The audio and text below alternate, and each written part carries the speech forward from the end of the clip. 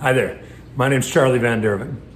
I've been helping financial advisors grow their practices since 1998. Now, one thing that's always been true is that personal relationship is paramount to your ability to acquire new clients. See, the four-step business development process, that's been the same for decades and decades. It's always been important for you to understand who it is you want to attract to your business. Second, to get in front of as many of those people as absolutely possible. Third, you've got to build rapport and relationship and trust through value-based content marketing.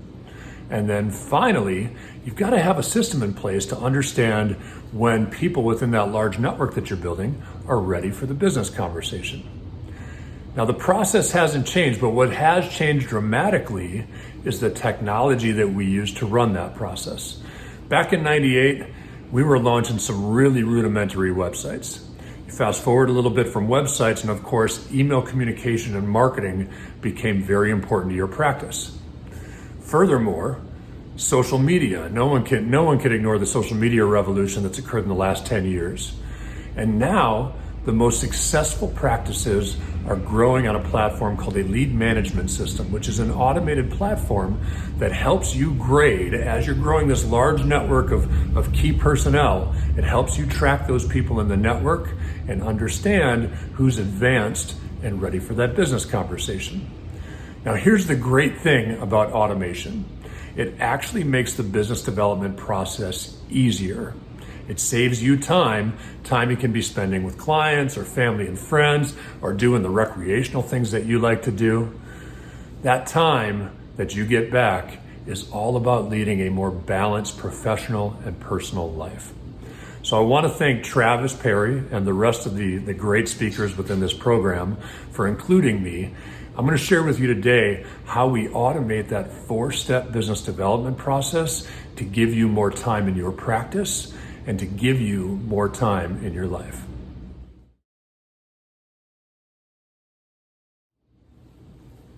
Now, the first step of that four-step business development process is understanding who it is you want to attract to your practice. I've been working with advisors for more than 20 years. I have asked hundreds, if not thousands of advisors, who is it that you do business with? You want to know the answer I get more often than not? Anyone with money, right? If you can fog a mirror and you've got money, I want you as a client. That's the wrong answer. In fact, when I ask that question of a prospect of ours, if that's their answer, they're not a candidate for us to do business with. You see, it's important in this sea of content marketing, which we're going to talk about a little bit later, it's important that you stand out. The more narrow you focus on your niche, the more personal and more relevant and more value-based, frankly, your communication comes with them. So I highly encourage you to choose a niche to do business with. Some of the highest performing niches that we run right now are people who have been with a company for a long time that have, let's say, maybe company stock options in their retirement. So we can speak directly to that particular company and their needs. Small business owners have a ton of need. Entrepreneurs and startups, they have needs of their own. Senior executives at large companies, plan sponsors for 401k business, young professionals. I don't mind the niche you choose, just make sure you get narrow on that niche so that we can personalize the communication that you send to those people.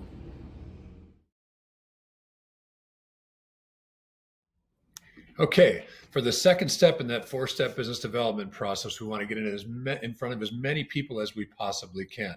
In the first step, you chose the type of person you want to attract to your business. Great. Now, if that's a professional audience, there is no better place to meet those people than LinkedIn Sales Navigator. So I'm going to give you just a quick demo of some of the power of this platform. It's an upgraded version of LinkedIn. It's a query tool that allows you to search for each and every profile on LinkedIn to find the people that you want to be in communication with. And it's awesome. Highly recommend it. One of the best sales tools I use every single day. So when I jump into Sales Navigator, this does a ton of stuff, but I'm going to show you probably the most significant opportunity it provides is when I click on lead filters. You're going to see that it opens about 25 or 30 different criteria that you can use to find the people that you want to meet. So let's do a couple searches here. We'll make it quick, but let's say you live in Houston. All right, let's type in the word Houston. We'll find Greater Houston, Texas. And if you live in Houston and you're an advisor, it's likely that you want to prospect maybe people in the oil and energy sector, right? So we've got 310,000 professional profiles in Houston related to oil and energy. Now, you don't want to just prospect anybody. Perhaps you want to prospect only senior level people in the industry. We'll go owners, we'll go CX, and we'll go VP, so VP level and above. And of course, you want them to have some assets, right? So let's take a look at years of experience. We'll go with more than 10. So what we've done is we've narrowed our criteria of 300,000+ people in that oil and energy industry. And through just a little bit of searching, we found 20,000 profiles that fit the description of someone you might want to talk to. Hit on the search button.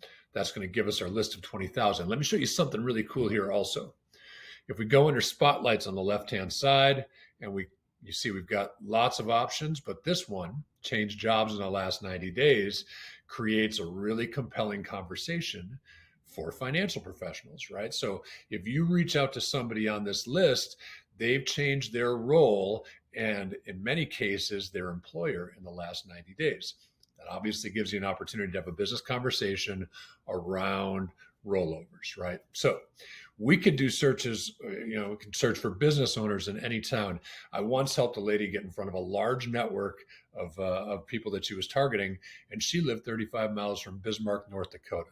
So this works really well, not only in metro areas, but also in rural areas. There are over 700 million users of this platform now, LinkedIn. So suffice it to say, there's an audience out there for you. Now, at Social Advisors, what we do is we work with advisors to help them identify those people they want to meet. And then we've got a little piece of software that helps us send out 25 invites every single day to the people who fit that criteria. So if you're in Houston and you're seeking somebody in oil and energy, we would send out 25 invites into this audience every single day.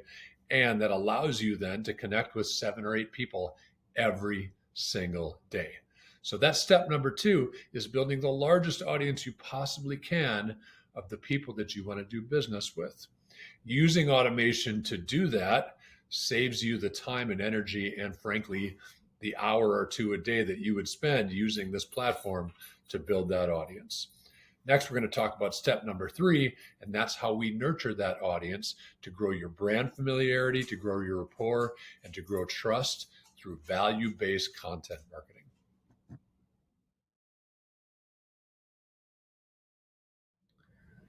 Okay, so we've been through step number 1, understanding who it is that you want to attract to your business. Step number 2, different strategies for building as large a network as you possibly can. Now, step number 3, when you meet somebody, they're essentially a stranger to you. They don't know you. They don't have any reason to trust in you or your services. The next step is to be able to nurture those relationships. Now, client acquisition largely is based on creating personal relationships. And the first thing you need to do is create awareness around your personal brand, create trust in that brand, and of course, rapport. Now, we do that in large part with content marketing. So when you put content on LinkedIn, and LinkedIn right now for financial advisors is the single best place to be using content for marketing and growing your brand. Here's some of the stats behind that. In the United States and Canada, there are approximately 3 billion content views on LinkedIn weekly. That's 12 billion views of content on LinkedIn every single month. The latest stats are 2% of that network is sharing content consistently. Now, there's a good way and a bad way to share content. Now, in our financial industry, because of the regulatory environment we live in, there's a lot of pre-approved, firm-driven content out there. You've got third parties that also have pre-approved type content that you can schedule for posting to social media. Now, one of the issues with that particular content, aside from the fact that everybody's using it, it is not native. Here's what I mean. A platform like LinkedIn and Facebook and Twitter and name the others, much of the revenue they make is based on advertising. there is a dollar and cents reason to retain visitors on that particular website. So when you share that third party pre approved content or the firm approved content, most of the time you're sharing a link to an outside resource. Because LinkedIn does not want to drive people off of their platform, they're not likely to show that third party content to a lot of people because they don't want to lose that, because there is a direct correlation between their advertising sales and retention of eyeballs, right? So the number one tip I'll give you is when you build content for any social platform, try to build native content. What I mean by that is content that's designed to be consumed directly on the platform. And here's just a couple of examples of advisors I know. So my friend Judd posts great content. You can see most of it gets great interaction, right? There are a couple posts in there that don't get the same type of interaction, but LinkedIn's deciding that with their algorithm. Here's a couple others. I guess this one's mine. So here's a post I did a couple weeks ago, 6,500 views. I've got a network of a little over 8,000. That's a pretty significant number. Here's a little less. It's about gifting, 2,000 views, 580 views. So you see it varies quite a bit, but that's a pretty significant eyeballs on these posts. If we go over to another advisor friend of mine, you can see we've got some good interaction on Colin. Now, this is what's great about Colin's content. Colin targets women. Colin helps women in transition in their lives. And so you'll notice in the content as we scroll through, it's built for women, about women. It is value-based content for his network. So when you build content for the network that you're growing. Focus on creating value, focus on starting conversations and not talking at people. And the number one tip is create native content. This is going to help you grow your brand by getting that content consistently in front of more eyeballs. Next, we're going to talk about the fourth step of the business development process, and that is figuring out when someone's ready for that business conversation. Okay, now we're on to step 4, and this is the most important step of the entire process, and this is where you can automate the majority of it. You've got to be able to understand, as you're building a huge network around this niche audience of yours, it's imperative that you understand exactly who's ready for that business conversation. Now, we do that with a concept called lead scoring. So you've chosen your niche, you've automated those invites going out on LinkedIn, you're getting 6 or 7 people connecting with you every day on LinkedIn, you're sharing content consistently to keep your brand in front of them. And what you're looking at here is the CRM component, the client relationship manager component of what's called a lead management system. Now, this is all great. These are people who have, you can see just imported over the last hour. These are people that I just recently connected with on LinkedIn. And what I want to show you is more the marketing side of this. So where we create visual workflows, most important thing.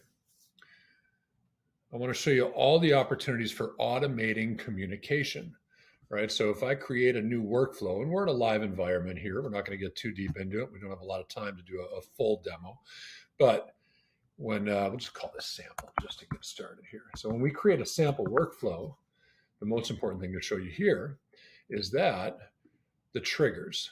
So you can see within a platform like this, we can create a workflow. And what that is just a series of tasks and automated pre-written communication for anybody that opens one of your emails or sends you an email back or visits from an email with a specific tag, maybe associated with the type of products or services you're talking about or the audience you're speaking to.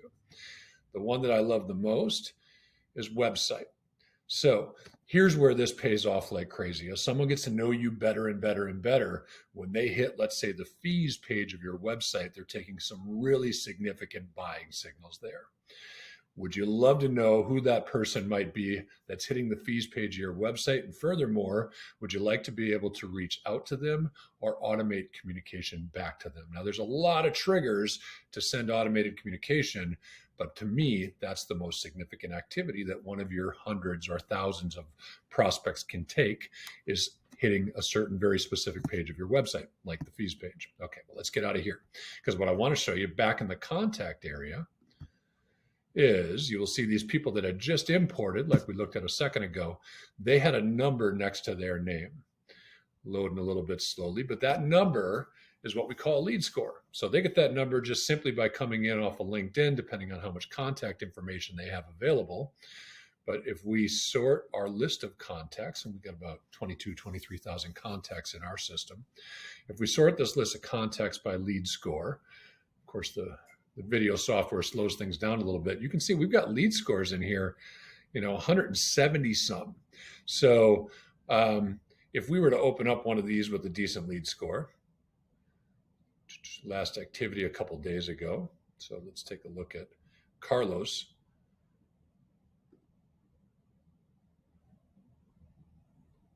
We can see the life of the lead. Now, that lead score is all about scoring people, how they interact with all of your social media content. We load that through a system like this, so it's got a tag on it. Your website's got a tag on it. If they're answering your phone calls, if they're opening your emails, these are all the life of the lead. These are all the activities associated with that particular lead score for this one person, right? So anyway, without going into too much detail, the lead management system is the fourth step. You're growing this large audience of niche members, dozens to hundreds to maybe thousands of people. When you're working with a volume that large, the personal relationship is still infinitely important to you being able to close business. Well, how do you know when you have an audience that large who you should be creating a personal relationship with? The lead score being scored off of all that activity. Are they opening emails? Are they interacting with your social media content? Are they visiting your website? Are they answering your phone calls? The lead score tells you who you need to now start creating that personal relationship with. So what I would do at this stage is I would go back into LinkedIn. I'd send Carlos a message that says, hey, Carlos, Charlie here. We've been connected for a while. We haven't got to know each other personally yet. I would love to schedule a little bit of time to say hi, so I can start to build that personal relationship and find out what Carlos's needs are. So very cool. Well, that's the fourth step: scoring, automatically indicating who you should reach out to next.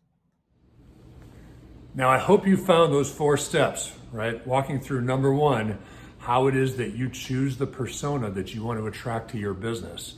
Number 2, the easiest ways to get in front of a huge audience of people that fit that description.